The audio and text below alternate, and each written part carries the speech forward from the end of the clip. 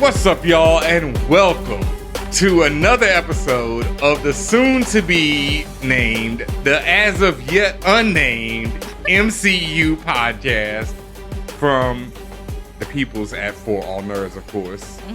You know how we do, covering everything MCU related, and right now we are on the third episode of WandaVision.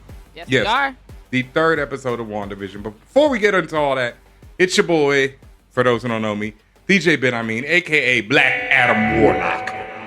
Okay. Very good. Okay. You switch, you going over cross universes. I like it. Very Cross nice. universes, Nicely a.k.a. done. Big Red Dread. Okay. Nicely done. Nicely done. And we done. All right. And he is joined by myself, Tatiana King, the Grand Duchess, a.k.a. Agatha. Harkness is spreading. So darkness is spreading. Oh, yeah. Harkness Fumble at the goal line. That's all right. That's all right. I actually like it both ways. There we go. You know, hardness is spreading. Yeah, I actually like it both ways. It works. But yeah, we're back to talk episode 3 of WandaVision, titled Now in Color. Speaking of titles, last week we just made a small boo-boo. We thought that all of these episodes didn't have titles, but they do. Episode 1 was titled Filmed Before a Live Studio Audience, and episode 2 was titled Don't Touch That Dial. Yeah. And, you know, obviously all of these have references direct to TV and the amazing invention of TV and its progression thereof. So, of course, Now in Color is reflective of the 70s themed episode we just watched. And right away last week, I was kind of, still on the fence. I'm still kind of on the fence, but I'm feeling it more and more as the show goes along. Don't get me wrong, On the fence about what? About the whole, WandaVision as a show. Okay. Yeah. As a storytelling device? No, because I've been enjoying that, and I've seen some people talking about they're not feeling the show, and I've been enjoying that it's such a departure from MCU and all the callbacks to all these things that I grew up watching, like reruns of all this shit. I ain't that old by nowhere. I was watching hella reruns, but I love all that stuff, and so I love that it was a callback. And like how this week they suggested for people to watch Age of Ultron when you finished it, and I'd already went back and watched Age of Ultron, so I'm loving this. And like I said before, as you could see on the shirt, folks, Yes. Scarlet Witch. I've had this joint for like, I don't know, going on 8-9 years now. You have had that top for a long time. This is love. I want to make a point about that, about the reception, because like I said, generally most people have enjoyed it, but there has been a growing group of people saying, I can't get with it, or it's a little hard to get into, and that's fine. It takes some time, and especially like you said, this is actually a vast departure from how most of the MCU, whether shows or even the films themselves, how they've been presented. So it's a little different. The thing, though, that I do want to say about all that is I think people need to pump their brakes a little bit, because it's giving me 2021 privilege, meaning everyone's very used to getting, because of Netflix, getting everything at once, the entire season.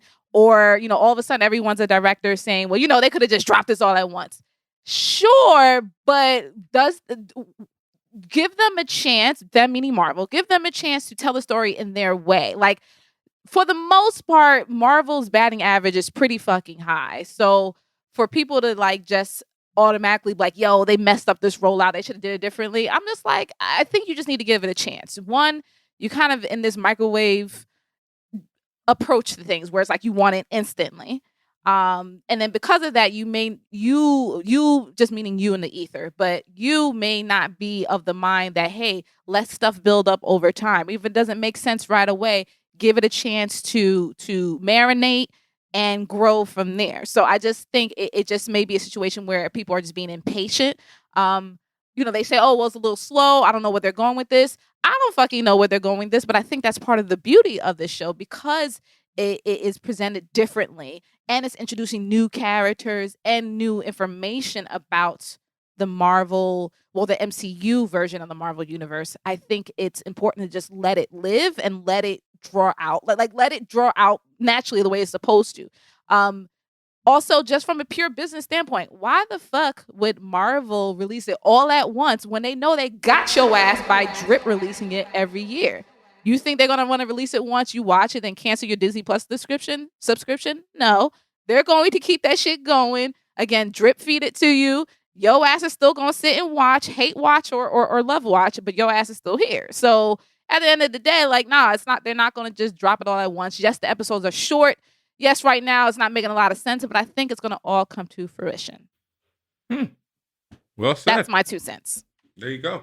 And also, like, this is going to take about 8 weeks. I think there's 8 episodes. I'm not sure if it's 8 or 10, but either way, it's going to lead right into Falcon and Winter Soldier, which drops March 15th. So, like you said, they got you and they're just, leaning right into the next thing. And then Black Widow comes out after that. Then they got Loki, everything else following. So, the plan is well done. I like it. I like it in 1 episode a week because I wish I had more, but it gives you that anticipation. And now you get time and you can listen to shows like this and think about everything that happened in this episode, because even though there wasn't that much, there's always hella symbolism and things going on. This show's really packed. Like, from writing to production to directing to acting, there's a lot going on beneath the surface. So I'm really giving them credit for that, because it's like, damn, as much videos, and I even watch a lot of videos, listen to podcasts about it, and everyone is catching this Easter egg over here or this Easter egg over there, and it's so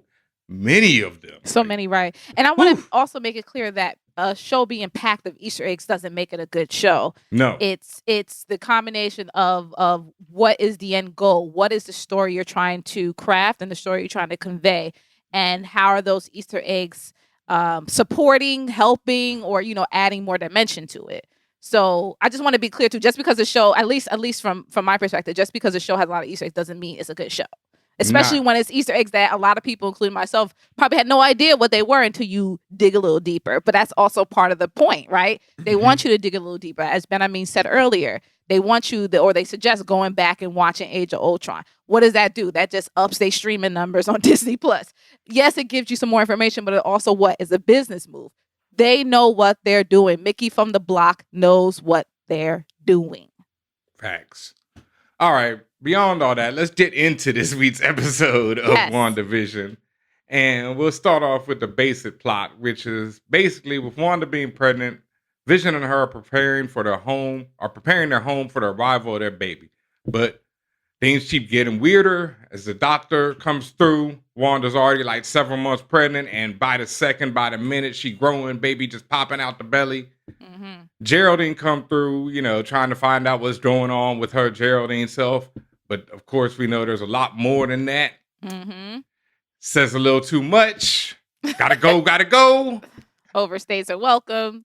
Wanda says, you out of here. Vision, meanwhile, is still trying to find out everything that's going on, being his usual Vision analytical self, and is getting dodged by everybody. And Wanda has some babies. Right. And lastly, Agnes and Herb seem to know more than they let on.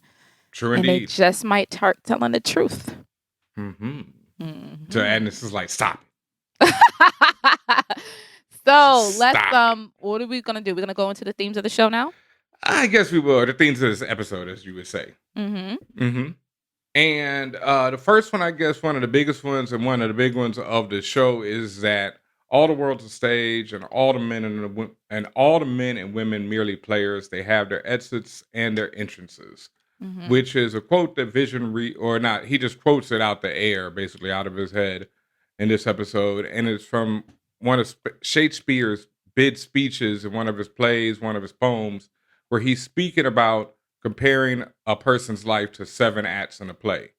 And so that really relates to this whole idea of what we've been watching right now. And one of the theories about what's going on in Westview is that everyone in this town is in on this. Like, either they're being forced to play these roles for Wanda and Vision, or they're cooperating to do it. It seems more that leaning on forced, right? We're leaning with force right now. But either way, it's like a mix too. I feel like it's a mix. True indeed, right? Because certain people might be, doing it out of their own free will or because they'll get something out of it, and other people seem to be doing it because they've been forced to do it. Yeah. But once again, they're all being presented as a stage. It's like the Truman Show idea where Truman finds out that he's, everyone around him is doing commercials and shit while he's just trying to live his life. It's also similar to the anime Big O. It's a mech anime where the entire show revolves around that phrasing of the world being a stage and this all being some type of production. So, and as you said, it's just a trope that's used very familiarly in a lot of different works of art.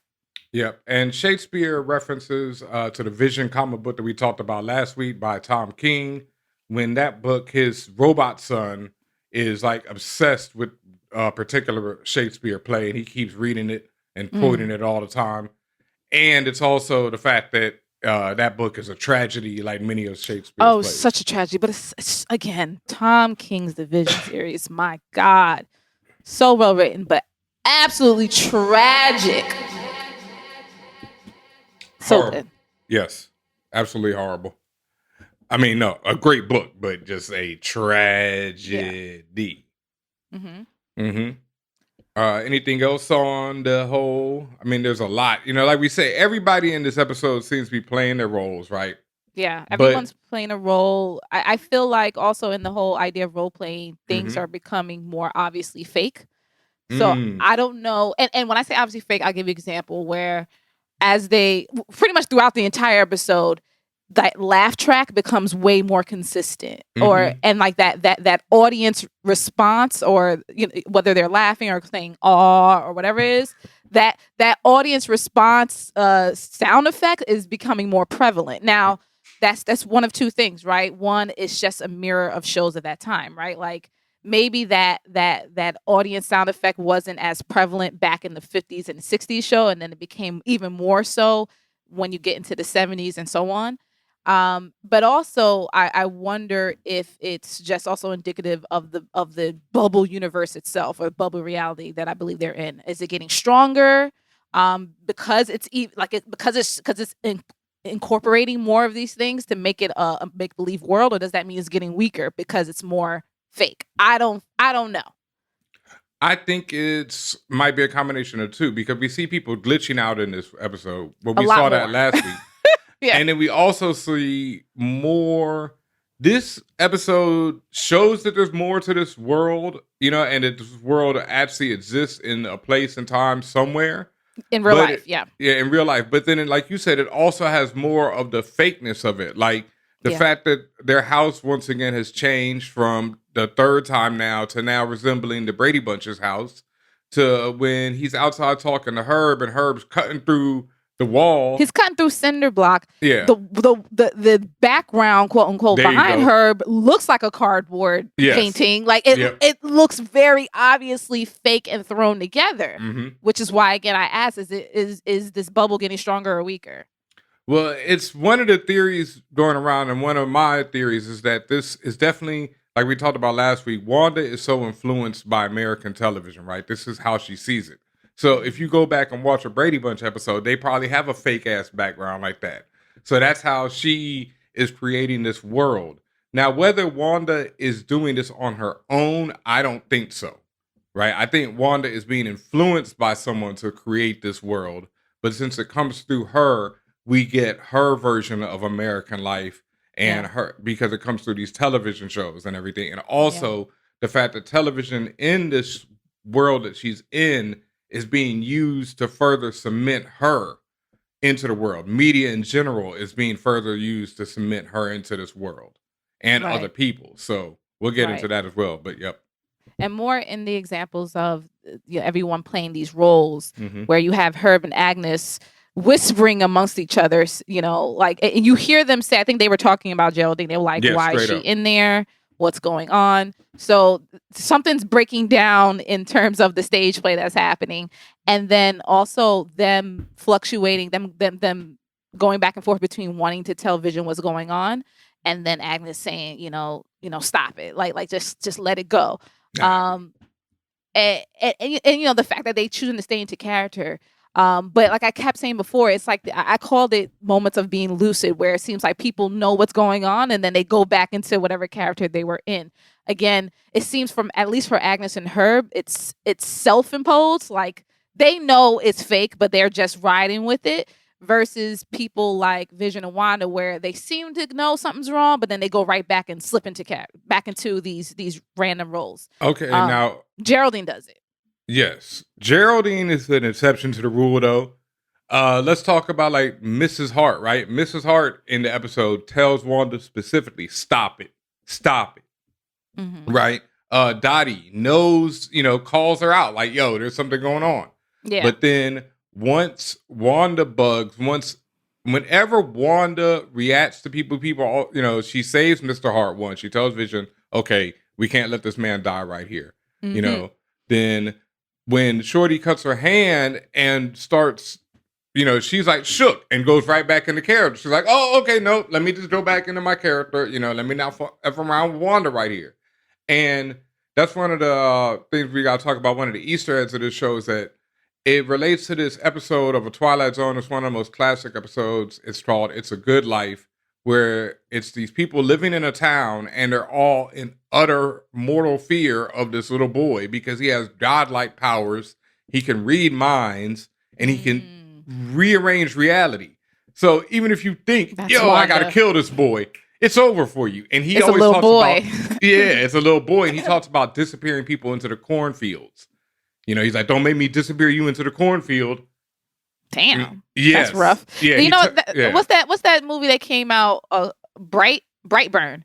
Brightburn. Yep. That's what that reminds me of. Yeah. Well, this boy is putting a hurting on Brightburn. Like Brightburn got nothing on this boy. He turns a man into a jack-in-a-box. Like, yeah, nothing on my man's. So that's wild. So this episode references that in the fact that people seem to be utterly scared of Wanda. You know what I mean? People are not messing around. While Vision and Wanda, Wanda is doing her best to keep Vision in it. But like I say, whether or not she's being, forced to do this, and also about having kids, all that, it's like the kids are pretty much forced upon her. But once she starts, once she becomes pregnant, she's like, "Okay, no, I'm having these kids no matter what." While Vision, of course, wants to have the kids, all that, but he'll use his powers in front of people. He does a lot of weird stuff. While Wanda is over here running around trying to hide it, trying to play the role, like you said, Are the kids being forced upon her or influenced upon her? Because everything's influenced upon her. Yeah. Right. Because as we see, everything that happens that involves her powers, it's often exaggerated of her own thoughts. Mm-hmm. So, like you said, like there was constant talk from Agnes telling her about babies and having children and this, that, and the third rather. And then, I would just think that idea of her wanting to stay with Vision and remember and keep that illusion going. Now you have this inception in your head of having kids. It's like, all right, well, let's manifest it now. Well, it's been constant subliminals from the first episode and overt, Agnes coming up to her being like, "Let's look for a good school." Agnes, like I talked about last week, telling her, "Yo, I know y'all gonna smash tonight, right?" It's constant. That's what I mean. In all of the media, we see Wanda being influenced. Like in this episode, Dottie's husband, Phil, is sitting there reading a newspaper where it says 2 new hydrants are being installed in town, right? 2 new twins. Also, yes, the hydrants is covered up so you can just see Hydra right there, but 2 new, boom. At last week's episode, somebody was reading a newspaper and it had baby being born on the front page. Like, both of these are not big news, one, right? I don't care how small this town is. There should be some other news that's bigger than that. Mm-hmm. But it's baby, 2 new. And behind Phil, in that same living room where you're sitting, is a lamp with 2 little babies on it. It's like everything all around this whole world that is this little bubble universe that we're in is all about Wanda. Forget your past, stay in this bubble, and have kids. And rounding out the theme of all the world being a stage is when Geraldine actually gets thrown out of the bubble reality, you see that she ends up in the lawn of what appears to be an ad hoc military installation built around to monitor and watch this show of WandaVision. Yes. this bubble universe. And when she pops through the bubble, you can see the shimmering field or whatever it is looks like the same pixelated TV screen that we go Mm-hmm. into and during the end credits of every episode. Mm-hmm. Mm-hmm. Mm-hmm. The next themes, and these are kind of can go together, but the themes of water and no escape. No escaping this. So they've alluded to this in the first couple of episodes, but it's even more prevalent now, particularly the whole idea of no escape. After the second time when Vision goes to talk to the doctor, Vision asks him if he's going back on his vacation. The doctor's like, no, he's not going to be able to get away after all. Small town, so hard to escape. Now, clearly, that's a direct allusion to what's happening in this bubble world they're in. I don't know if the doctor, his name is Dr. Nielsen, is actually an agent himself, and he's been trying to get out of he's thinking that he's going to be able to get out, and he can't. Whether he's been planted there, whether he's a figment of Wanda's imagination, who knows? But he mentions it. It seems the only method of escape is being forcefully removed by Wanda, a la Geraldine being yeeted out of the bubble universe. Yeeted, boy. Uncle Phil up out of that. And then in the Hydra soap commercial, which was that commercial for the bath powder, in the middle of the episode, they talk about wanting to get away. They said, particularly wanting to get away without going anywhere.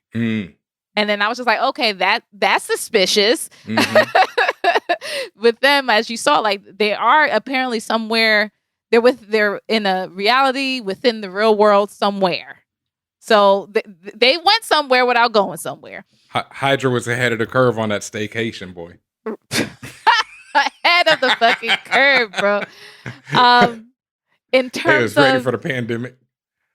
In terms of the Hydra soap commercial, that leads me to the other theme of water. In the beginning, again, after when Wanda does that rewind on Vision, like when Vision's starting to get hip to the game and she rewinds him and he does that scene again, Vision says to Wanda he knows they're in uncharted waters, not understanding how to deal with it, and that's a common sailor type of term, being in uncharted waters, not knowing where you are but heading forward anyway. Wanda's water breaking when the sprinklers go off. Everything being very literal when it comes to her powers. After the sprinklers go off, they're under the table. Vision does that joke about the advantages of water births. Let me tell you, these Vision jokes are just fucking hilarious dad jokes. That are just so bad. Hilarious and they're hilarious because they're so bad. Yes, but excellent. Geraldine, when she comes in being nosy, you pay attention to her outfit. She has this fish print on her bell bottoms. Obviously fish and water, that goes together. But also from a cultural perspective, especially there's a lot of cultures, but particularly Black American culture, that cultural theme of fish representing babies. Like when people dream of fish, they say that, oh, that person's probably pregnant, is going to have a baby soon or something like that. And then you had a note here about this fish print, Ben. Yes, after she gets yeeted up out of there, Uncle Phil on her way out, when she lands, she wakes up, which we'll get into a little bit later, that she's actually waking up from a dream, something of that nature. But also she is wearing the same outfit, right? So she went in wearing this outfit, or she comes out wearing the outfit and wasn't wearing it when she went in. Who knows? It's one of the other two, right? Same time, she's also wearing blue and white, which represents the SHIELD organization, the classic old school blue and white of SHIELD. Also had the little sword pendant, but yeah. Fishy. And the reference I was actually going to make about her pants is the fact that when she's telling her story to Wanda, she mentions that her boss's name is Mr. Haddox, yes. Haddox, which can also be a euphemism for haddock, Hoddock, which is a type of fish. I swore there was like a Haddox in Marvel, but I was wrong. So okay, yeah, it's okay. Again, I mentioned the Hydra soak tub, the fact that the woman's taking a bath, that this is for bath powder. They talk about water. In that commercial, they also talk about the goddess within, which is an allusion to all of Wanda's powers and all the things she can do. But when it when I took that idea and the idea of water, I realized, they use water. Water is also often used as what they say, the great purifier. A great purifier. It's a way to cross over into different worlds. So, like you can see again how the idea of water being the point of transportation between, whether it's thoughts, whether it's actual beings, whether it's between, again, like I said, between universes, it's all there. And then finally with water, Geraldine, when she first comes over, she says she asked to borrow a bucket because she says her pipes burst and she has to bail herself out. Out, no escape. Trying to bail herself out again about this euphemism of water. It's a lot going on here, but I think it's pretty smart. Yep, very well done. Next up is Fruit Ninja. Fruit Ninja, yes. Go ahead, Ben. All right. I just loved you have in the notes misogynistically. When Dr. Nielsen is talking to Wanda and Vision about having the baby. Any old fucking way, bro. Like, men are wildin'. But this is also so Brady Bunch 70s television show. This is like the kind of dumb humor they would have. He's like, they let ladies keep tabs on their baby by comparing them to fruit. At 4 months, big as a pear, 5 is a papaya, 6 is grapefruit, 7 is pineapple, 8 is honey-dew. Like, you want to talk about a bad dad joke right there? Yeah. Honey-dew. Come on. I like you said about, this is just showing how it was. I mean, some men still act like that, but how it was back then. It is funny though that when he says it misogynistically, he said, "Oh, we do it because it's more simple for the ladies." Yes. And Wanda looks dead at the camera like, "What?" Like, it's funny because you as a viewer, you're like, "Nigga, what you say?" Like, what do you, like it's sometimes Wanda functions not just as in this case, unreliable narrator, but she also functions as the audience, like what do they call it? The choir? Like, what do they call that in Greek plays? Like, they call that, not the choir, but anyway, basically the group that represents the audience. The chorus. The chorus. Thank you. That's what she's representing a lot. Mm-hmm. Also, I mean, there's just so many fruit references throughout the episode. Wanda almost knocking over the papaya with her stomach before Vision catches it and makes yet another weak-ass dad joke. But also, once again, Vision uses his super speed in this episode. That's the second time he uses it, which is a reference to his potential son. His potential son, yep. We're going to get into that. Yep. Wanda scarfs down some orange slices. May or may not be a reference to Ant-Man and him needing oranges after, using his powers, all that. I never knew that. I didn't even make that connection. You remember that? Okay. Anybody got any orange slices when he's all laid out after he gets laid out? Oh, he was trying to get his citrus up. Okay. And then in the next one, I think Falcon turns to him and is like, "You need a high C? You need some orange slices or something?" Or Tony, one of them says that to him. Yeah. Oh, he's trying to get his fluids up. I heard. Yeah. Yes, Wanda tries to hide her stomach from Geraldine with a bowl of fruit. Classic TV tropes there. Classic. Yes. And really, that's actually used to this day. That's used for actors or actresses that when they do become pregnant in real life, but maybe their character's not pregnant. Mm-hmm. But the crew will do everything in their power to hide that stomach, whether it's wearing oversized clothes, having the character constantly hold stuff in front of them, boxes, poles, whatever. It's widely used and it works. Mm-hmm. Lots of times you had never known somebody was pregnant until after the fact. Fam, I know people don't talk about the Cosby Show anymore, but when they cut out the bed, so Mrs. Huxtable would have she would lay down, there was a hole in the bed so that she would lay in it. And so she would still be the same height as Mr. Huxtable. Oh, wow. And that's the thing about movies and TV. It's all lies, y'all. And I had no clue as a kid. And when I saw that shit, I was like, wow. I never knew that until I was today years old when I found out. That's some next level one. And it's purely indicative of the approach of this show and the approach of this reality that they're in. Like, everything's fake. Everything is I don't know if you've seen. I've watched a lot of documentaries about North Korea and how when they walk out, if you walk out there as an American, everything's super duper fake. There's fake storefronts. There's music. Fake people walking around. Like everything is staged. Same thing with Westview. Everything is staged. There's something off about everything. Rounding out the fruit themes, when Geraldine takes an apple, she eats an apple from that bowl that Wanda is hiding her stomach with. And Wanda's cutting up the same pineapple that Agnes gave her an episode ago. Yep. Which, as you say here, while showing that while a decade of TV time has passed, only a day or so has passed for our fearless characters. Mm-hmm. Which goes into our next theme, Wanda and her time and reality manipulations. Yeah. Yep. Most of this episode, we see that Wanda can't control her powers. Whether it's items, literally coming to fruition, what we said about her water broke and then the sprinkler coming on, or things are coming to life and moving on their own like a haunted house. When she talks about her stomach flooding when she's feeling the baby kick, the butterflies come to life, the butterfly mobile in the baby's room. Mm-hmm. That stork that she draws on the wall initially comes to life. When she has contractions, it flips the coats that she's wearing. She's wearing like at one point she's wearing like a house coat, and then she's wearing a yellow raincoat, and then she's wearing a fur coat. It's wild. And then, like I said, the whole house is flipping out.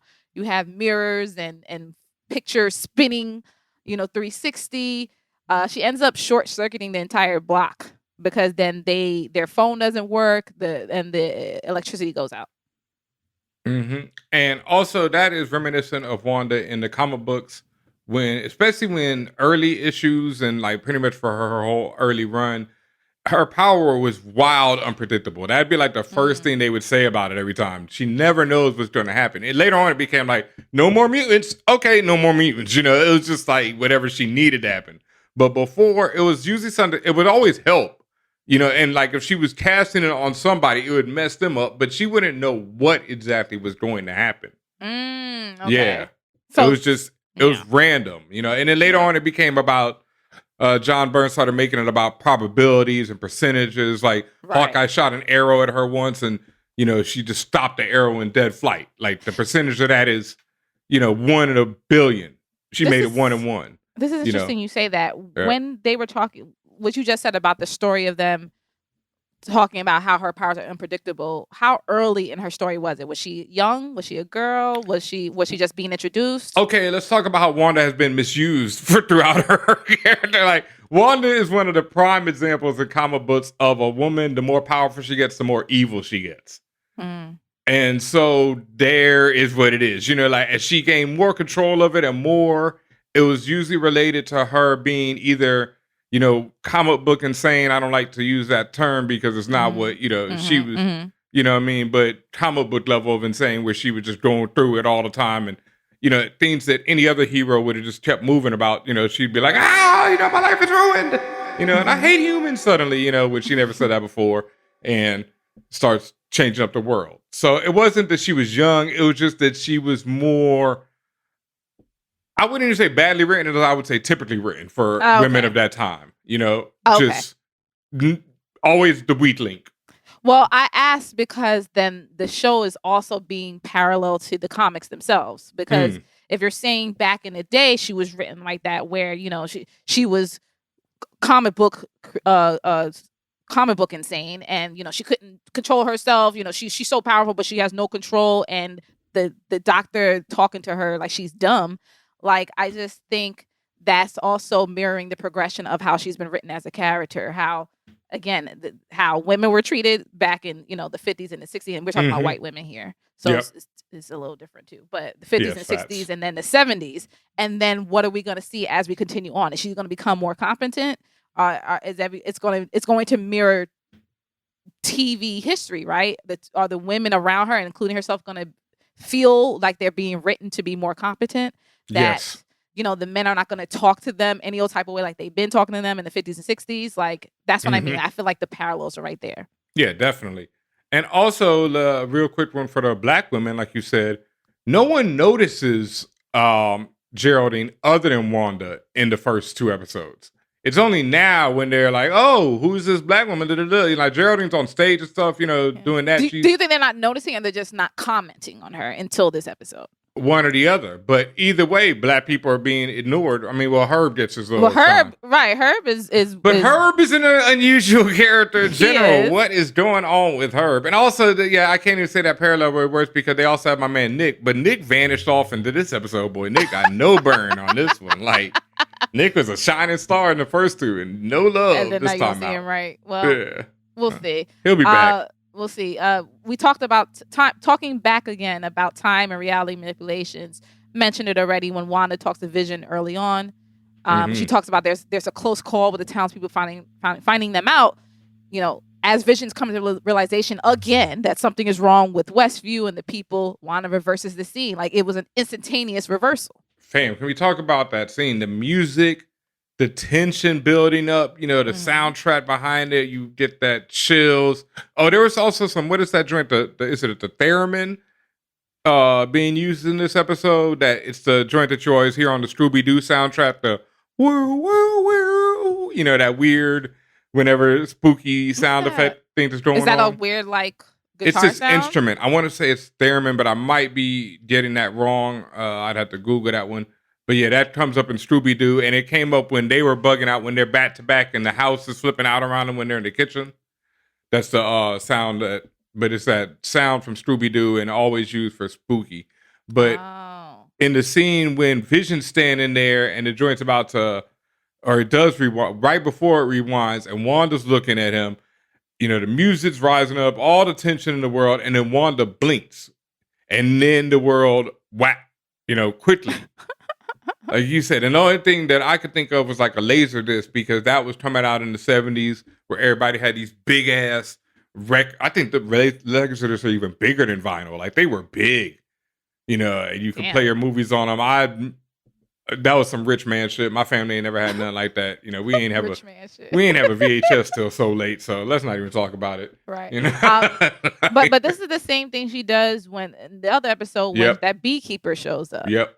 So whenever the thing isn't going right, when she's like, nah, we got to get back to what I need it to be. So she holding on again. It's the reality getting stronger or weaker. She holding on by a thread because it feels like she keeps getting to these points where, I mean, I think it's happening even more quickly that people are coming to realizations that things aren't what they seem. Like, yeah, and again with Vision being an analytical, which is so wild how his character is moving, because he's this super analytical creature, which would lead you to believe that he's always going to figure it out. Like, very quickly, it's always going to hit him like, wait, man, something ain't adding up. 1 + 2 = Cal right now. Something's not right.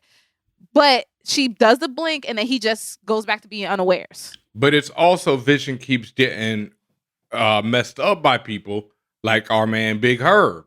In that episode, in the last episode, Big Herb hands him the Big Red and then slaps him on the back to make sure that he chokes on it and gum up his system right when he's about to ask you too many questions, like you said. And then right after that, he's like, oh, you came in here asking all these things about protocol and all this. Right. Oh, so you think Herb is doing it on purpose? Yes, sir. So you think Herb, like him cutting through the cinder block, the cinder block fence was on purpose? No. See, that's why I don't know what's wrong. Herb seems to be playing both sides of things right now. I'm not sure what, you know, because in the second episode, he definitely gives him the gum and screws him up to the point where he's going to get gummed up.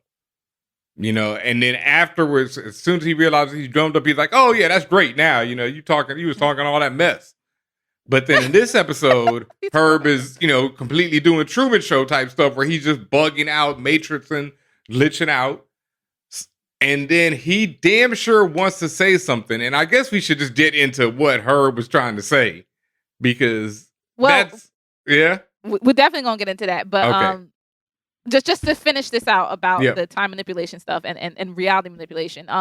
When Wanda makes that butterfly mobile come to life, and she opens the window and lets them free. Just the thing about butterflies, they can represent joy, spiritual rebirth, transformation. They also could represent the overall life cycle. And the interesting thing about butterflies, they have relatively short life cycles. Could be like a few weeks to a few months. A lot of them don't live to a whole year. And because of that, their development and life cycle, like other animals, is, well, this time it's an insect. It's accelerated. And it's interesting because it's parallel to Wanda's pregnancy. You see throughout 20 minutes, she goes from a few months pregnant to completely ready to give birth. So are we going to have like Tommy and William being like young little boys in the next episode? Probably. Oh my God. And that's like TV magic. Yes, that's one of my favorite TV tropes of all time. Like when a character has a baby in one season and then like one season later that little boy is like 8. Like, oh man, that's like one of my... The Fresh Prince did it. Oh, Family God. Matters did it. Like all these different shows do it. And again, they use these kids as plot devices. Yes. And sometimes, like if you watch shows like Blackish, they are very aware of the inconsistency in which they use this plot device. So there are many times on Blackish, for example, where the character will say, "Hey, have you seen little Devontae, the baby?" Yeah. And like because the baby hasn't been shown for 20 episodes or something like that. Devontae gets no burn. Right, you do see Devontae, and then the characters, or the older son talks about how nobody watches the boy but him. Like, yep. so as Benhameen says, a long-standing trope that's been used, and especially now used for even more comedic effect. Mm-hmm. And that gets into the next theme about hiding a baby from the world. You are hiding a child, Wanda. Yes, you are hiding a child, Wanda. No, she just hiding the child from the world from my child. I wasn't hiding. How did Drake try to put it? He said I wasn't. That man was doing the math equations on that bar. He was like, "Yeah, if I say this and this." No, he said I wasn't hiding the kid from the world. I was hiding the world from my kid. Yeah, that ain't the most fuckboy response I've ever heard. That math don't add up at all. Like, all right. But yes, anyway, a typical TV trope like we talked about earlier is whenever an actress gets pregnant and they don't want the audience to notice, they want her to not be pregnant on the show, is they use all kind of different tricks to hide it. Also, from the other characters, like when Wanda talks about how she can't see from her belly getting bigger from this angle, which is a reference to, all the angles and tricks that they use to hide it from the audience. And then the one that, just always kills me, like we talked about, is the new cute kid being brought in. Me personally, I remember the first time I knew of it was, once again, going back to the Cosby Show when they brought in Raven-Symoné, and I hated it. I was like, this is so whack. All they're doing is doing the same mess that Rudy did already. And I was done with the Cosby Show. I never watched it with Raven-Symoné on there. I thought it, and I never really liked Raven-Symoné from that day because I was like, whatever. Like, you messed up the Cosby You were Show. like Rudy's first. Yeah, Rudy's first, and then they did the other terrible storyline where they adopted the hood kid. And had a new teenager because all their other teenagers That's had what aged Blackish out. did. They adopted a girl that was from quote unquote the did. hood. But like Cosby Show actually added her to the cast. You know what I mean? Like this girl's on the cast. This girl's it's actually Quvenzhané Wallis. She's on the cast. Is she really though? She's not. She's been in and out. I've been peeping in and out, but she's part of the cast. No, this woman was like in the intro. She became part of the show. It was I think they did that after they did Raven-Symoné. So I was like, yeah, whatever. But typical TV trope, and it seems that we'll be seeing this next week because this week we had little babies, and I'm pretty sure by the 80s next week, Tommy and William are going to be little kids running around. Yeah. And then by the 90s, be teenagers. Right. Yeah. So that rounds out all of the themes. Mm-hmm. In terms of the characters, like we've said a lot about all the characters. Is there anything particularly that you want to get into? Maybe no, the twins. I mean, there's some... Maybe the twins. The twins is important. Yes, we need to get into twins, and by getting into that, we'll talk about Wanda and that whole scene. Because we talked about how Wanda seems only concerned with having these kids and keeping Vision, clueless. Yes. Yeah. But then she has these kids. All right, now. Whew. Once again, this is stuff that I grew up on, so at the time, it didn't bud me out as much as it probably should have, but it is bugged out, right? Wanda in the comic books has twins, Billy and Tommy, right? William and Thomas. They're named after, if I can get this correct, Simon Williams, who is Wonder Man. We talked about this last week. So that becomes William, for Simon Williams. And then Thomas is because the dude is Vision's original creator is this man named Thomas Phineas Horton. And so Thomas. Okay. All right. So William and Thomas, right? They're born of a synthezoid and a mutant, right? Now, it's debatable if these two are even having carnal relations, as they say, right? But Vision has been shown to have like blood and organs and other things. So that would lead to him having genitalia. Can he physically have sex is the question. No one knows. Unknown, like unclear, as they say. So she has these kids, people are like, how does a toaster have kids with a mutant? Who knows?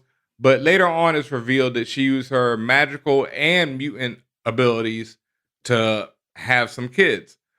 But the twist is their souls came from parts of Mephisto. The devil. The devil himself. These are spawns of the devil. Because earlier Mephisto had been blasted into pieces by Franklin Richards, Reed Richards' child, who is immeasurably powerful himself, and he blasted the devil into pieces. And so 2 of these pieces went into this magic spell that Wanda cast to make her children. Boom. Later on, the kids vanish because they're magical, spell creations that only exist when Wanda is focusing her attention on them. So if she looks away and stops thinking about them, or if she's in a battle and gets knocked out, no more kids. Eventually, they get reabsorbed back into Mephisto when he recreates. Wanda goes not crazy, but Wanda bugs out as she should. Agatha Harkness erases the memory of the kids from the universe. No kids are ever remembered by anyone until years later when Wanda does. Once again, she bugs out. All kind of reality manipulations follow. Years later, 2 teenage boys start exhibit powers. They're actually found by the rest of the Young Avengers as they're forming, but they exhibit powers. One is speed, fast like Quicksilver, and the other one is Wiccan, a young mage like his mother. Tommy is known as Speed, and Billy is known as Wiccan. Wiccan, right? Whew. All right. Wiccan and Speed go on. People are like, yo, you're probably Scarlet Witch's kids. They're like, no, we have actual parents. Da, da, da, da, da. They meet up with Scarlet Witch. It turns out that probably it's so weird, right? It's like the kids are like, they're now accepted as her kids, but yes, they have other parents. So what is being said here is that their souls, like the babies that she had who were Mephisto's soul, went into these kids and either inhabited them on some Wonder Woman 1984 shit or went back in time and retroactively. Listen, this is purposely confusing for the writers so they can retcon. I probably said too much. The point of all of these, yes, there's lots of questions in their parentage, there's lots of questions in their connections, but the main idea from a at least creative standpoint is you have all of these backdoors into potentially changing characters, reintroducing new stories, as I said, retconning different events in, like, it's purposefully convoluted.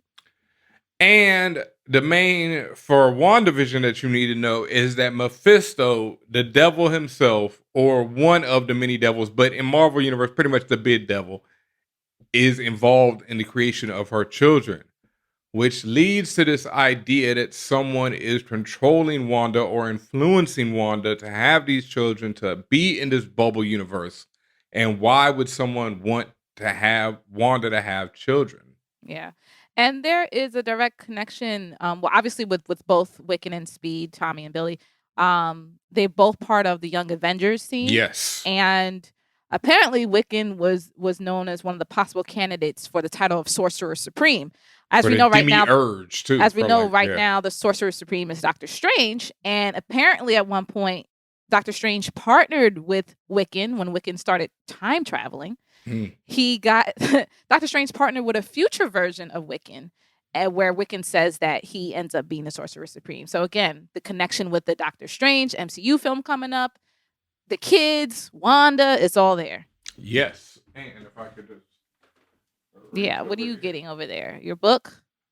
Which book is this? Which book is this that you're picking up? This is Young Avengers by Kieran Gillen and Jamie McKelvey, which features right there on the cover, if I can point them out, that is a grown-up Speed and Wiccan right there, the Scarlet Witch's children. And this is one of my favorite comic books. And if you want to know more about Wiccan and Speed, it's just excellent. You should read it.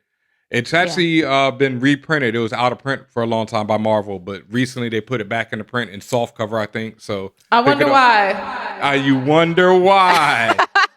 Not gonna miss that bag, baby. Marvel Disney, they are not stupid. Like, not stupid at all. They don't play in their face. They know what they're doing. And it's so good, y'all. Oh my God. That's what made me a super fan of Kieran and Jamie. Check it out. Right. Such a dope book. Right. Yeah. So we talked a lot about Herb. And let's talk about Herb. Herb is going to say something. Tell me about what he was going to say. All right. First of all, Herb, we had theories last week that he might be the high evolutionary. I'm revoking all of them joints. I'm, pulling that back. I don't think so. Right? Let's drop that idea. I do not think that Herb is the high evolutionary. I could be proven wrong later, though. Who knows, right? Who knows? He could still be named after him, if anything. True indeed. Right? But Herb, like we talked about before, all this stuff, he gives him the big red gum. Mm-hmm. He's glitching out, cutting through cinder blocks. He got the fake background. He got the finger guns. That's another thing, right? Herb, stay with the finger guns. Both episodes, Herb come with the finger guns. Always with the finger guns. We also see Agatha Agnes, what her name is, doing the finger guns to the mailman. So a lot of these repeated glitches or like people repeating the same movements and actions, but Herb definitely loves him some finger guns, right? So Herb's about to tell in one of the big moments of the episode, he's sitting there, he's like, yo, Geraldine doesn't belong here because she's going to let Wanda know that we're all... What is Herb going to say before Agnes says, stop it? Right. Is it B, trapped? Is it C, in hell? Is it D, demons and witches? Or is it E, agents of sword/shield? All right, let's run through them real quick. Trapped, which means all the people in Westview were living their normal lives before suddenly here comes Wanda, creates this bubble universe, and they all had to play these roles like they're in the damn Truman Show. All right? Trapped. That tracks, yes. Okay. In hell. Stay with me here. I know why you're about to say it, but go ahead. Westview is a hellmouth. It is a portal to the nether world. All of these people are dead and in hell. Mephisto potentially coming up as that beekeeper. Remember you said that last time. So. I did say that. I don't know if that traps with this, but in hell, the idea. We'll keep rolling with it for now. Yes, yeah. That's Mephisto. Okay. They're all dead in hell. Mephisto is trying to get these babies. Wanda and Vision are both dead because that is also something we do know from the trailers is that at some point Vision will have a conversation with Agnes where she says, "Am I dead?" And he's like, "No, why?" And she says, "Because you are." Right. Yeah, that was in the trailers. Yes. I don't think, while I think that's a great premise. Yep. I don't think so. I don't think that's me either. I'm leaning to another one. Well, I'll go through them all and then we'll get to it. Mm-hmm. Demons and witches. Agnes is Agatha Harkness and is a straight up demon. A witch. And Herb's a demon. They're all working together with Mephisto. Everybody in the town is a demon. Very reminiscent of The Good Place. I was going to say your hell hypothesis is very The Good Place. So. Yes. I say no. Okay. I do think that Agnes is Agatha Harkness, but I'm still not understanding how, but I do think that. Oh, I believe that 100%. Okay. And then what about Agents of Sword or Shield? Agents of Sword or Shield. Everybody in the town, once again, is Truman Show style. They are all monitoring Wanda. Everybody is in on it. They're watching. Then you see the military installation at the end. Yep, outside. But Wanda has created this bubble universe that they can't get into or they're already in. Who knows? Nah, I don't think so. I am leaning hard on trapped. So do you think, okay, so that being said, if they're trapped, are these people figments of the imagination, or are they actual people I didn't have that trapped? one. That was another one. Figments of the imagination. Sorry, I meant to put that in there too. No, I do not think they're figments of the imagination. These are real people that got trapped, but yes. They're not agents? And they're not agents. No, I do not think so. I think that, like we said early on, different people have different motivations, right? Mm-hmm. Mr. and Mrs. Hart just want to effing survive, right? They do not want to get put into that cornfield as their little boy would like to do. The doctor in pretty much the same role. You know, he's just trying to play the role of this 70s doctor and see if he can make it through. Herb, I don't know.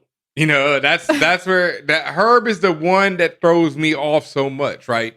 Because like Nick, everybody else, you know, seems to just be like, okay, we're stuck here. We have to play like we're in a 70s TV or 80s TV, whatever the week is. We got to keep playing this role. You know, they might bug out some. Herb does that bug out, but Herb also seems to know things that I would think only Agatha would know. Like Geraldine is from the outside. Well, the fact that him and Agnes are talking and whispering, like, what the fuck are y'all talking about? Like, they're straight up whispering, you know, about. I had the subtitles on, so they're whispering about Geraldine. They're like, yo, they are. You know, she's going into the house. Yo, what are we gonna do? Da da da da. So, which means they're in on it. They're in on it.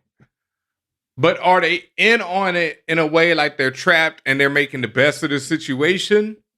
Or is Agatha, you know, in on it with, like, she's Agatha with Mephisto and she's influencing Wanda to have these kids, which it seems to be the case. Herb is tired of it at that point. I don't know, you know. Well, they both seem to be oscillating between wanting to tell Vision or not. Until, like, because it looked like Agnes was going to do it and then she was just like, nah. Yep. Maybe it's because Mephisto is a, you know, as they say in the comics, he's not the one below all, but maybe they're that fearful of him, you know, where he has his eye on everybody. Or maybe they're fearful, as you said, of Wanda herself. Because if Vision knows, then that might mean this is the stability of this reality might start crumbling, or people either might get yeeted out of the bubble or they might get snapped out of existence. Who knows? Also, what is it like? Yeah, like you said, if they're fearful of Wanda. See, there's a lot to think about. That's all right. We're going to keep it moving, though, because look at your face. There's a lot to think about. Herb just throws me off, man. All right. Yeah, let's keep it moving. It's all right. In terms of Agnes, you have a great point here about the brooch she's wearing. Yes, the brooch she's wearing. We talked about it before. Agatha Harkness wears a brooch that's similar to this in all the comic books appearances she's ever in. Mm-hmm. Agnes is never seen without the brooch, right? Every scene she's ever in, she always has it in. But this is the first time we get a real close-up of it. And it appears to have 3 women on it. Now, there's online, my first thought was, okay, 3 women, the Norns, Asgardian, like embodiment of fate, and also in mad other cultures, it's always 3, you know, 3 Greek, always that. So, also just the rule of 3, you know, just on and on, like it's like whatever. So that's always there, but we can't get a very, very close look at it. But it does appear that one of them, or all 3 of them, are being held by something like a marionette, like a puppet. Oh, like strings. Oh. Yes, like strings. Or one of the 3 is holding the other 3. But people have definitely made theories about Agnes either working for the Norns. The Norns have already been mentioned. They were mentioned in Age of Ultron. Once again, when Thor goes off and looks for his visions, he consults the Norns. And the Norns talk to him.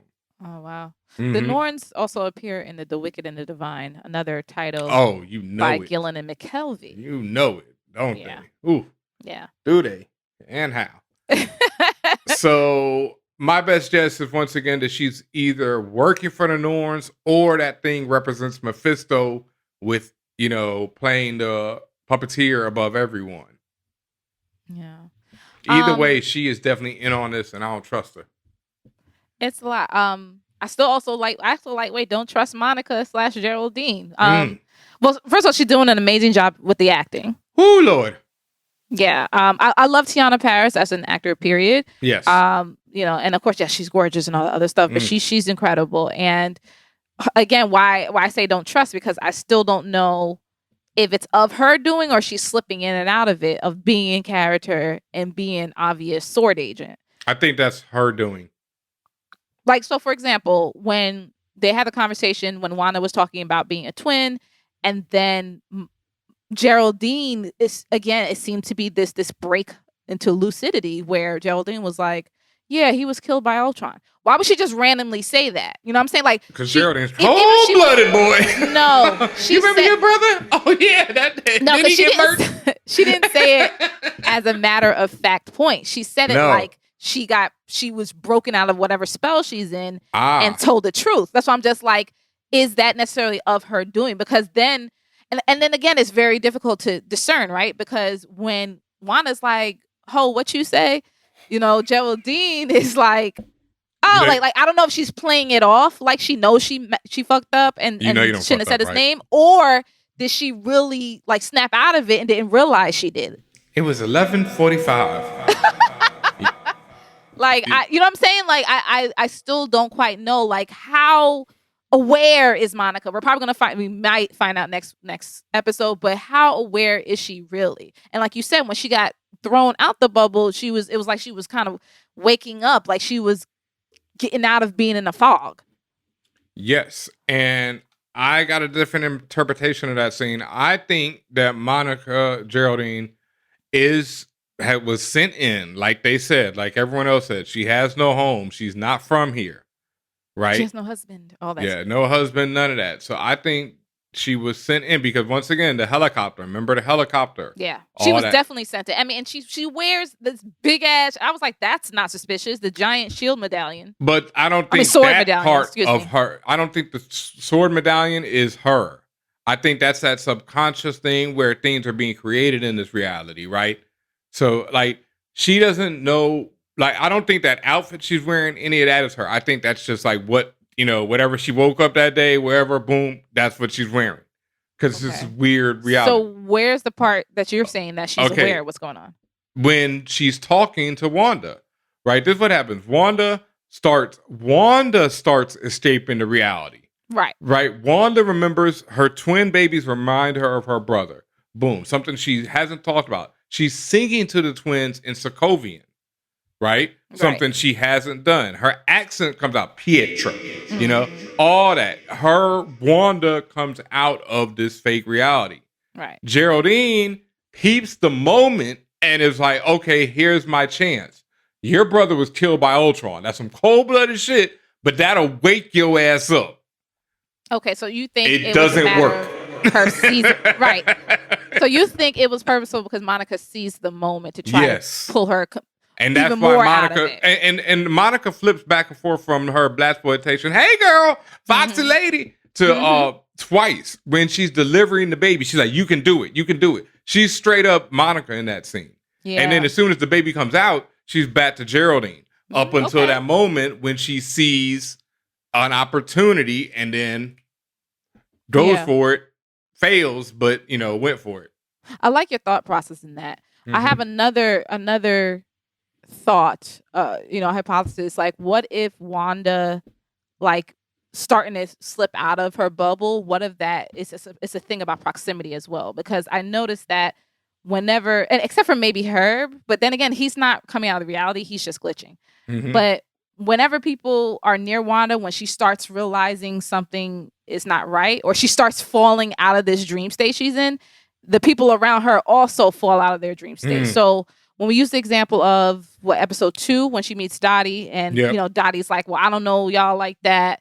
Something's up with y'all. Y'all real sus.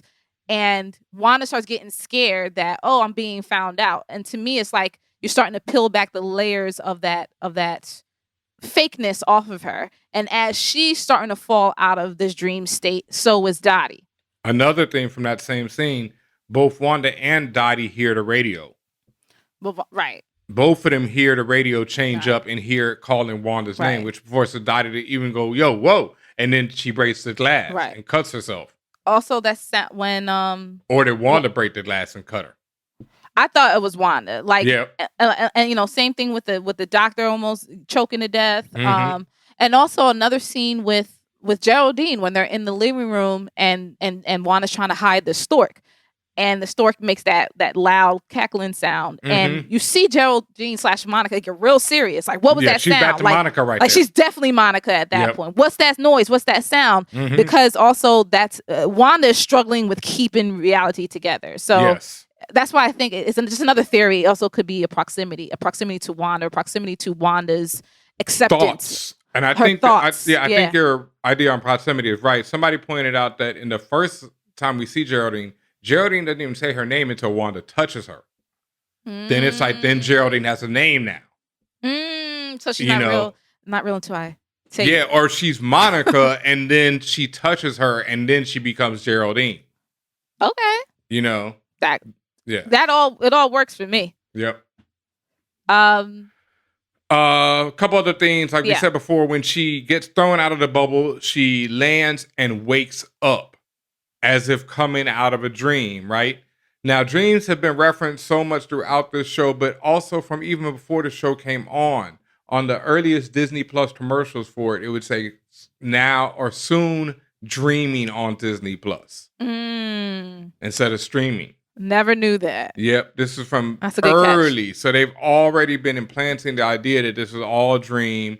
Life is but a dream. All those things like we talk about throughout this whole. I mean, we've only done 2 episodes. Feels like we've done a bunch. But we've been watching a lot of shows that's all about dreams. And that's also just Watchmen, TV. Lovecraft. Yeah. TV is this dream reality. It's a reality that you can watch and you can enter. It's just like dreams where you can do things, in your dreams, you do things that you never do in real life. That's the same thing like watching a television show. You see people doing things that you'll never do in your real life. Yeah. And rounding out the character list, we mentioned Dr. Nielsen, who is the doctor that doesn't really deliver the baby, but takes credit for it. A good catch here, really. It could be reminiscent of Nielsen ratings. Yes. Which is the ratings used to track, how popular shows and things are. How many people are watching. So he's tracking something. Besides tracking her birth, he's tracking something else. Mm-hmm. All right. So want to talk about the commercials? There's only one commercial this time. Only one commercial. There's only one. There's always one, but one to talk about this time. Yep, only one commercial this time. The Hydra Soap commercial, which is a commercial reminiscent for people who know. I grew up with them joints, the Calgon Take Me Away bath soap commercials, where the woman would be having to stressed out, can't deal with her life, kids driving her nuts, just over the top. Go watch some of them on YouTube. Well, this one was over the top too. It had this white woman with, it looks like at least a black girl or mixed little daughter. Look, that girl was black as hell. Her hair was, I don't know the curl, the 5-4C, but you had whatever is most curly, you had one child. You had at least one child of color. The other perhaps looking a white like Moon Girl over there, like Luna Lafayette over there, like same type of hair, right? Yes. And as you said, the mother's just having the worst day. The dog blender is exploding. The blender's exploding. The dog is pissing on their kitchen island. Stuff is burning. It's just stuff is just going wrong. Yes.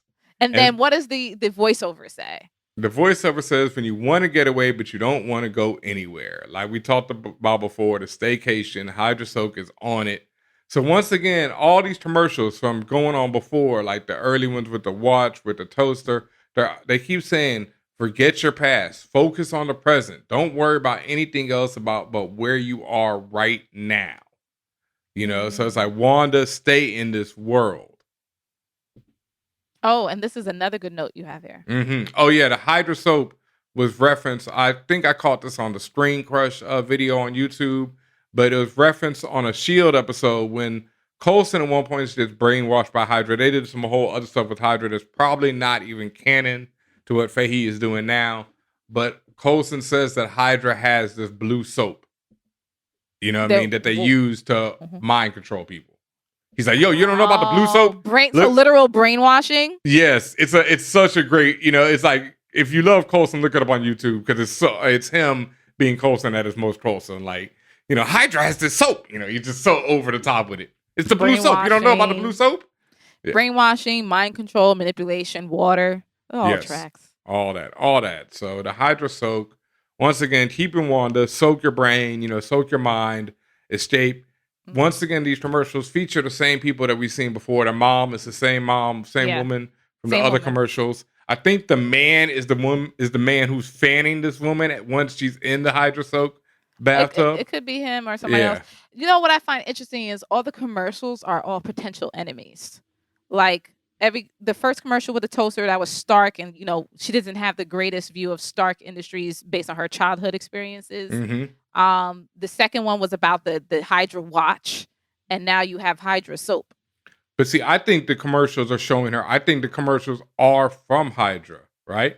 They could be, but I guess my point is regardless of where they're from, it also heads back to what we were saying about these commercials being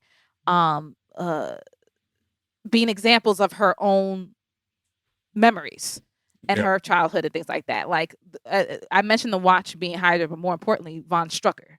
Mm-hmm. And that's the person who, depending on what story of Wanda you believe in, he's the one who created Wanda and Pietro. Well, in the MCU, he definitely did. He definitely experimented on them and gave them their powers. Right. Maybe, but actually we're not even really shown that. We just know that he experimented on them.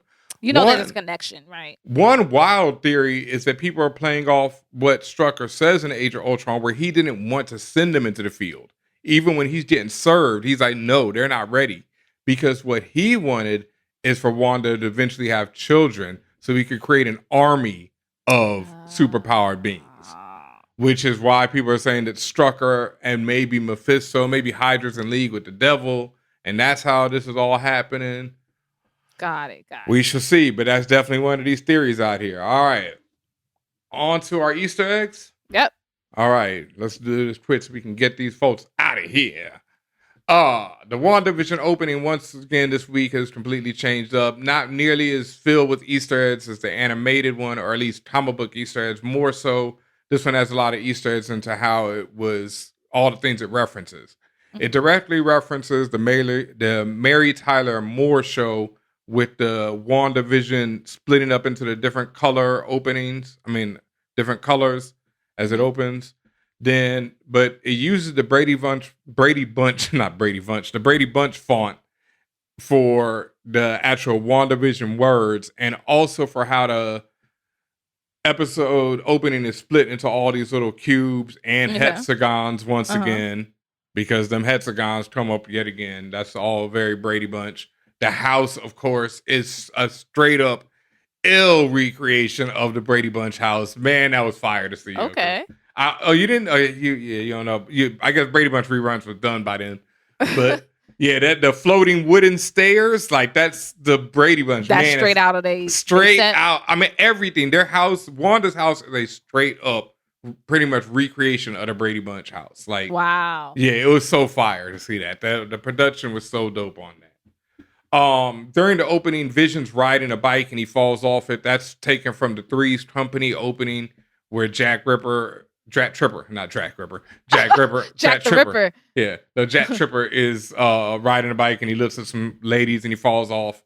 Okay. Yeah. The theme song, I found this on a video because I ain't know this one. It was the theme song itself, the WandaVision song this week, is really inspired by the first season theme song of the Partridge Family. Y'all can look that up on YouTube, and I'm sure people already got the comparisons out there because the melody and shit, it's really dope how they did that. Vision's walking down the street reading this book, a book on pregnancy, which was written by an author, Arthur Colan, in the 1960s. But the book has this red color, this ominous feeling to it. There's this figure on it, so people are right away like, yo, that's Mephisto. I've heard some people say it looks like Mysterio. Oh, shit. You know, anybody with an M. You know, it don't matter right now. Anybody with Magneto. Anybody that could lightweight be connected to Spider-Man and or Doctor Strange. Yeah. And or Scarlet Witch. Yeah. So there we go. Magneto, which could be all of them. Magneto, made Mysterio into a magician. We got a connection. No, it ain't Mysterio. You said the swing set in their backyard matches. Oh yeah, the swing set in the backyard is green and yellow, which matches Vision's classic costume. Wanda throughout the episode is always wearing red. A lot of her magic that when she tries to poof the stork away, it's in a red cloud of smoke. Mm-hmm. You know, there's red all through it. Somebody pointed out some shit about how the paintings in their house reference things that I just like, okay, y'all are going too deep. But I mean, it could, but it's no, just it does. The painting in the house last week was a shot of Strucker's mountain base from Age of Ultron. God, are you serious? The painting in the house this week looks like the Rumble where Sokovia was destroyed. So this is all representations in her mind of her memories and of her thoughts and everything. Yep. All right. A couple more Easter eggs, little stuff. Koi soap appears in the background when Scarlet Witch is chopping up the pineapple, and we see Koi soap on an advertisement on the newspaper last week. So it's like Wanda's being influenced by this world, and also because the show's kind of coy, I guess real cute. The coy about what's actually happening. Oh, it's so cute. Like we said before, the entire episode references "It's a Good Life," the episode of the Twilight Zone where the kid makes people disappear, and everyone lives in utter fear of him. We talked about the repeated actions, like Herb doing the finger guns, and then Agnes doing the finger guns. Mrs. Hart and Agnes both saying stop it," to people. So it's like these repeated glitchy actions that we see from people and all that. You got something about the Simser paint? Yeah. So when Wanda is in the nursery, she's there. She's painting the stork on the wall. Their paint buckets together spell the name Simser. S-I as in India, M as in Mary, S-E-R. Simser is actually the name of a Marvel storyboard artist. What's his full name? Don't know. I want to say Peter. You want to say Peter? It's Jeremy. Jeremy Simser. Jeremy.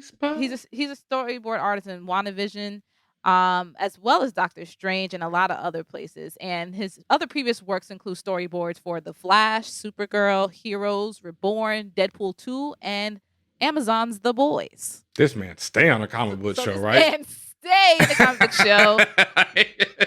Knows exactly. Man, he know where his bag is at. Right. Not he probably draw the ill panels.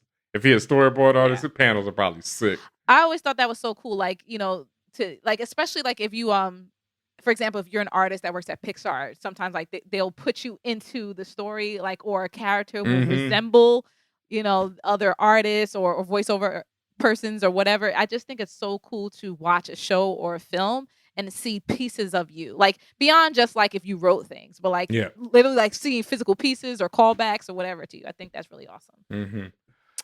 Something I just did not pick up on because I'm an idiot. Westview is WandaVision, WV, like Westview, WandaVision. Oh, WV, yeah. So simple. The music in this episode, the monkeys. All right, first of all, I love the fucking monkeys. As a kid, they used to, once again, replays, what's the word? Reruns.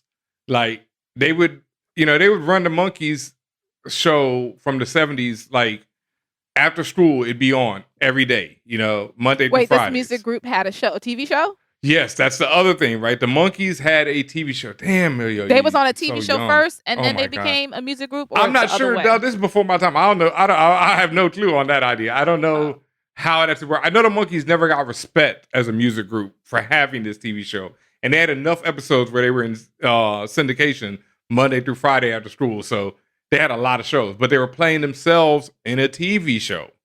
Was this like NSYNC getting a TV show or something like that? Yes. But also I think it's like, I feel like it must have been like NSYNC getting a TV show after having one song or something. You know what I mean? Because it felt like the monkeys did not get respect, but they're a dope band. As you hear this song, Daydream Believer, a really dope song about dreams and everything that plays as Geraldine lands and wakes up. But the monkeys is just an ill reference because they had a TV show where they were playing themselves in a TV show.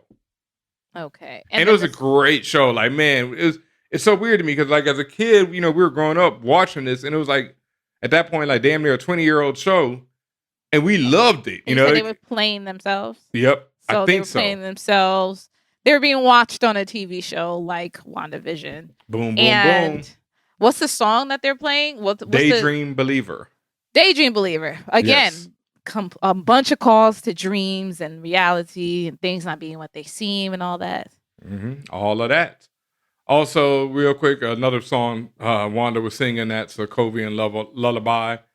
There were no lyrics to it because she's singing in a made-up language, I guess. On the subtitles were just like sings in Sokovian. Sings in Sokovian, right? Cries in Spanish, yeah. Yeah, cries in Spanish.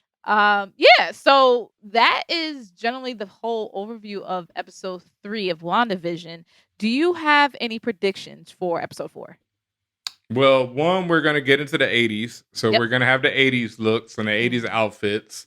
And it looks like they're going to do the house from Married with Children. I think the color is going to be toned down because you know how they said, this is now in color and they're using like 70s Technicolor, but it's very exaggerated Technicolor. Yeah. It's super saturated. I think it's going to fall back a little bit. Oh, yeah. It's going to fall back. There's been so many little things that they've done, like someone pointed this out on a video in the first one when it went to black and white in the very first when the Marvel intro is coming up, and all the Marvel heroes are being shown and all the past stuff. The Marvel heroes start turning to black and white, and then the sound compresses to like an old TV sound. Like a lower frame rate, bit rate, yeah. And then they did that again. That one last one we didn't even talk about was when Geraldine gets thrown out of the world, the aspect ratio switches from 3:4, an old television aspect ratio, the small square, to 16:9, the widescreen aspect ratio. Right. It's interesting because I've been watching the show on my iPhone. And then, and I'm watching it horizontally, but it's this little tiny square. And I was like, okay. So I'm like, and so I realized it right away. I was like, oh, they're playing with aspect ratios from, back in the day. And then it would fill out on your iPhone to the widescreen. That's a good catch. Dope. That's dope. Yeah. And that's showing you that the widescreen, because the widescreen 16:9 is what we see all Marvel films in. So that's the Marvel world. Right. While this other world she's created is this 3:4 television world. All right. Even though technically time is not passing here, I wonder again, because there's going to be a point where they're in Halloween costumes, right? So is the next episode going to be the Halloween costume situation? I mean, because wasn't those bet on it? The 80s. The costumes look mad 80s, right? Wasn't that like, for example, that recognizable red Scarlet Witch costume? Wasn't that from the 80s? Yes, and in fact, I think the house they're in isn't Married with Children, but at that point, at least might be. Because Married with Children might be 90s, because that's like beginning of 90s. So the 80s house, I think, is the Who's the Boss house, where she comes out the middle stairway in her costume. Okay, so that's probably going to be the situation then. Like I said, even though like time is supposedly not passing, but it seems like they're moving forward in terms. Because when we first started the show, it was August, and it was at least the summertime. So then. That would have made episode 1 August, episode 2 would have been September, episode 3 would be October. And then Halloween. But I think that's about right and that should be a good one then, because that's the episode where Agnes says the line to him about, "No, you're dead." You are. Yeah, because she's dressed up in a witch outfit. I'm with you on all that, but as far as any other thoughts about what we're gonna see, I don't know. Again, this goes back to what we said at the very beginning. Like, I get people feeling like, where's the story? Where is this going? But I mean, we know for a fact that at least the last 2 episodes is going to get real heavy in terms of action and things like that. But I think we need this setup right now. Like, it may feel like it's not going anywhere, but I think we're gonna get to an inflection point very quickly. Yeah, I think episode 4, a lot of things are going to be happening. You're going to have these 2 kids already going to be at least 5, 6, 7, 8 years old. Everything's going on. Vision's definitely not gonna keep falling for the rewind trick.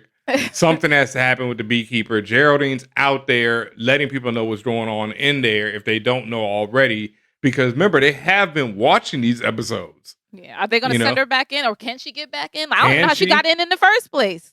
The helicopter somehow, but how did the helicopter get through? If the dude is a sword agent, if he is just a sword agent coming up from underground, because there's a field around above ground, and you got to go underground. Why are there bees down there? Yeah, I don't know. Well, the only thing I could think of is just in terms of how Monica got there in the first place. Could it be because Wanda was sleeping? So she was not as on guard about protecting this bubble. And remember, she can't. We thought maybe she got dropped in some random helicopter that turned into a toy. But like, how else? How did you get in there in the first place? How do you get out? One last thing, when she gets thrown out, the red reality warping energy is crackling around her body when she lands. Is this the debut of Captain Marvel right here? Is this how she gets the powers? I don't know. I hope. Listen. I'm just at the end of the day, I really like the series. I like what they're doing with it. I like, as you said earlier, how different it is from the other approaches, and I don't mind watching this every week to find out more. Nope. And hopefully you're enjoying this every week. Yeah. We hope you don't mind listening to us every week. If you're here, you obviously don't mind. In fact, you enjoy it. So we appreciate you for that. Please make sure, if you are not already, you could probably do it again on multiple levels, but subscribe to us on your favorite podcast platform. You can find us at For All Nerds. We're everywhere, like SoundCloud, iHeartRadio, Apple Podcasts, Spotify, everywhere. If you want to also assist us in our journey to being the best in geek and pop culture from the perspective of people of color, you can help us out at our Patreon page, patreon.com/forallnerds, where you can become a financial member of the FanFam team. And as a member of the FanFam team, you get exclusive rights. You get some special gifts. We actually just gave a new gift to our group there. Can't tell you what it is, but we did. And we have, we have chats with you directly. We have some cool stuff going on there. You can also support us by going to our TeePublic page. This is the page or our store where I have this cool shirt here. Our Inclusion is Revolution shirt. Benhameen has the incredible Nawi design, which has actually got taken down. So might have to come back. We'll try to sneak it back up there. But you can hit that. It'll be African Warrior shirt. Yes. That's why I just think they took it down because of the name. But you can find at teepublic.com/stores/forallnerds. You can get some cool designs there, including the For All Nerds logo tee. And you can get it on a bunch of items. Like he has the mug. I have this sweatshirt. Comes in t-shirt. Comes in a phone case. Everything. Whatever you think of need, is there. we got Pillows. We got it. And as usual, we appreciate you. Thank you so much for listening. Please be sure to leave ratings, tell a friend to tell a friend, share, comment on our page. We want to hear what you think. Do you think our theories are sound? Do you think they're bogus? What do you think? We want to hear from you. Yes, please hit us up on all the socials at For All Nerds, on Twitter, on Instagram, with all your theories. Make sure you watch us on youtube.com/forallnerds. And at Twitch too. Yes, and then of course the twitch.tv/forallnerds, where we are doing our live broadcast. You see this video live every Monday at 3 p.m. Monday at 3 p.m. Make sure you check us out, twitch.tv/forallnerds. Oh, damn, I think I got a meeting tomorrow, but we'll figure that out. Twitch.tv/forallnerds. We'll be on there one way or the other. Keep us there. Thank you so much for joining us. If you have a suggestion for the name of this MCU, not just WandaVision, but MCU in general, from the perspective of people of color podcast, hit us up once again. Twitch, Twitter, Instagram, wherever at For All Nerds. Hit us up and let us know, because as you see right now, we still are a podcast with no name.